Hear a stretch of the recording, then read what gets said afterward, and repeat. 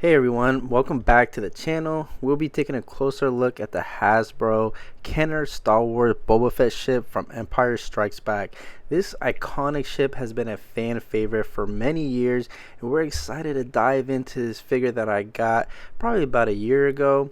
This Boba Fett ship is known as the Slave One. It is a modified Firesperry 31st class patrol and attack craft used by the infamous bounty hunter Boba Fett. Its first appearance was in the Star Wars movie The Empire Strikes Back, and it's ever since been a beloved part of Star Wars media and just Star Wars fans all around the world. Ship design is unique and instantly recognizable with its distinctive shape and color scheme.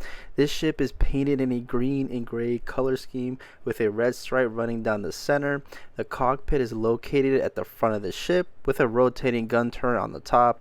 The ship is also featured a cargo hold and a carbonizing freezing chamber, which he used on Han Solo. Focus mainly right now on the actual artwork of the box. You can see this is Star Wars The Empire Strikes Back, Boba Fett Slave One, and this is the vintage collection. This is the Kenner / Hasbro classic Boba Fett Slave One figure. I ended up getting this probably about a year and a half, maybe two, at GameStop, and I got it on sale. I think it was like $89, and I think retail was roughly maybe like 140ish, 150. I can't remember because it's been a while since I got this. And this set only comes with one figure, unfortunately. Even though you do see other figures here in front of the box and the side and the back, it really comes with no figures, and I'll tell you guys exactly what that is later on in the video. So zooming in, you guys can see where it says the vintage collection, and it also says display stand included, which is also really cool, which I didn't even know about it till later on when I finally unboxed it. So here, unboxing is super easy, taking it apart. It's really well packaged in my opinion, which is actually really good because you don't want it to break or, you know, get damaged in any kind of way. So here we got the stand and we got a few of the wings, and this right here is the front windshield piece, which I wish it had a little plastic vinyl on it to protect it from scratching, but you know, not much you could really do right there. So this is the stand. Is a nice clear acrylic stand, and it really fits pretty well. All you got to do is really slide it in, and friction basically keeps it in place, which is really cool. Man, this thing is so sturdy. The paint application is really well detailed. There's no weathering, so I mean there's that, but you know, for a regular figure or a toy, is really not too bad for displayability. Yes, you see that nice reflectiveness on that windshield. Look at the detail on that paint and the body damage that it has. There's no dents on it, actually just paint scuffs, but would have been nice if it had a little bit of indentation, but it's still pretty good in my opinion. So looking around, you see the wings.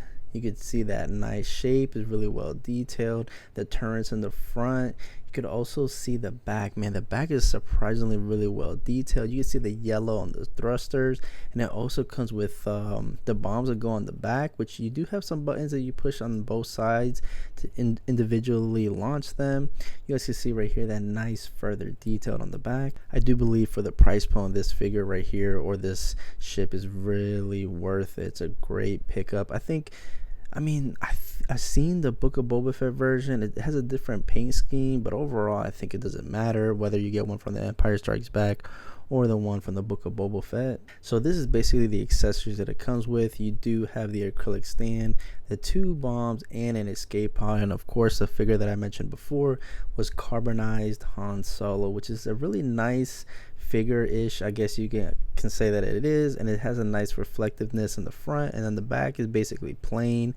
Overall, really well detailed, really cool in my opinion to have. And then here the stand has a Mandalorian logo right there, which is the mythosaur. Pretty well detailed, I think, even though for a random acrylic stand. And then here we have I think this is an escape pod. I'm not really sure, but I'm pretty sure it is. And it has that weird shape, so it's able to fit inside the Slave One. And then you got two I'm not really sure the specific name of these little bomb thingies, but they go in the back like I mentioned before, and you push a little button and it comes out. Overall, pretty well detailed for something that's not really going to be noticeable all too well or be used all that much. So this is the interior of the Slave One. It only has one open panel besides the windshield piece, and you guys can see, man, this thing looks so cool.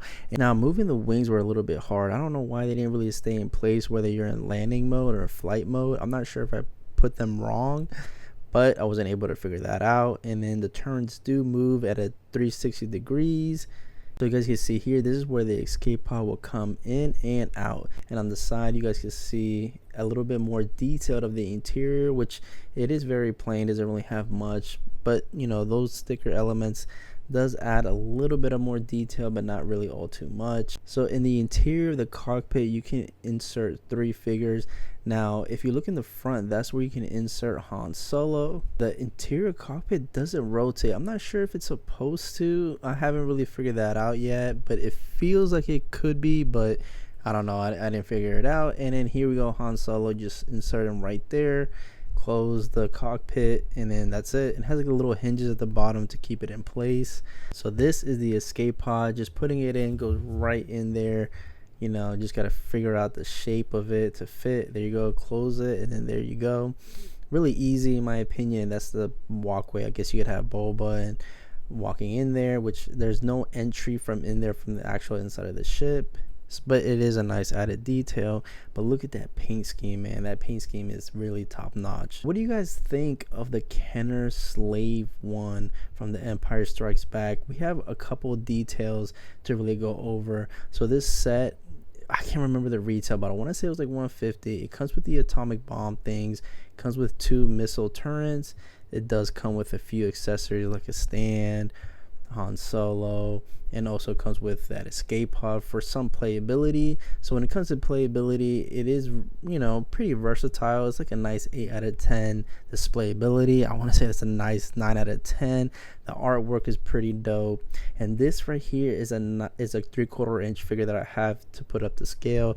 You guys can see that is Commander Wolf next to Han Solo, and I do have the Mandalorian version of Boba Fett, which I really don't plan on taking him out the card, but I probably should.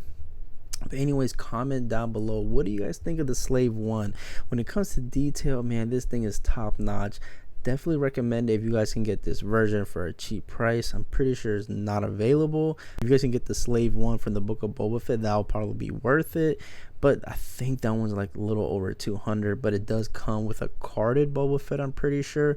But anyways, comment down below, what do you guys think of the Kenner Hasbro Empire Strikes Back Slave One?